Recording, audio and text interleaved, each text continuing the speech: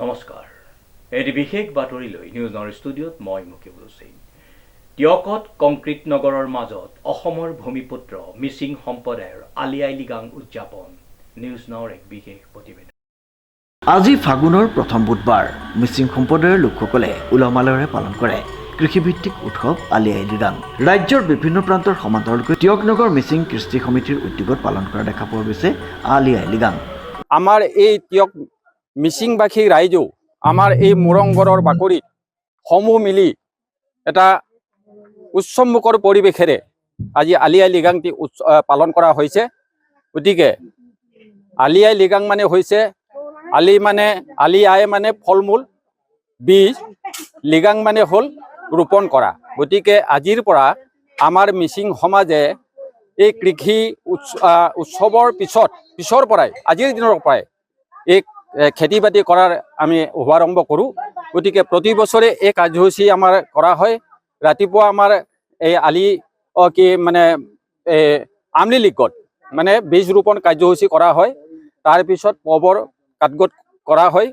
তাৰপিছত আমাৰ যিখিনি আমাৰ জাতিটোৰ কাৰণে পৰলোক প্ৰাপ্তি হৈছে, গতিকে তেওঁলোকক আমি শ্ৰদ্ধা জনাওঁ। তাৰপিছত দিনটোৰ কাৰ্যসূচী আমি বিভিন্ন ধৰণে যেনে খেল ধেমালি, নাচ গান তেনেধৰণৰ আমাৰ কাৰ্যসূচী লোৱা হয়। গতিকে আজিও এই সকলো কাৰ্যসূচী সামৰি আমাৰ মিচিং টিয়কবাসী ৰাইজে উলহ মালহেৰে আজি দিনটো পালন কৰা হৈছে।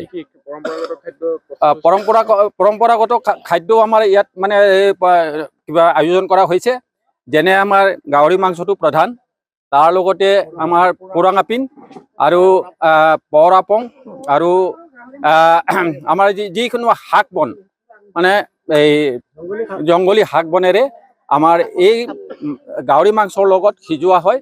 গতিকে তাৰপিছত আমাৰ যিখিনি আমাৰ মিচিঙৰ যিটো খাদ্য যেনে শুকান মাছ আৰু পোৰা মাছ সেইখিনি আমাৰ প্ৰদৰ্শন কৰা হয়। পুৱাৰ ভাগতে হাল বাই বীজ সিঁচি লৃগাঙৰ কাৰ্যসূচী সম্পন্ন কৰাৰ পিছতেই মিচিং সম্প্ৰদায়ৰ পৰম্পৰাগত যি খাদ্য সম্ভাৰ সেই খাদ্য প্ৰস্তুত কৰাত ব্যস্ত হৈ পৰে মহিলাসকল।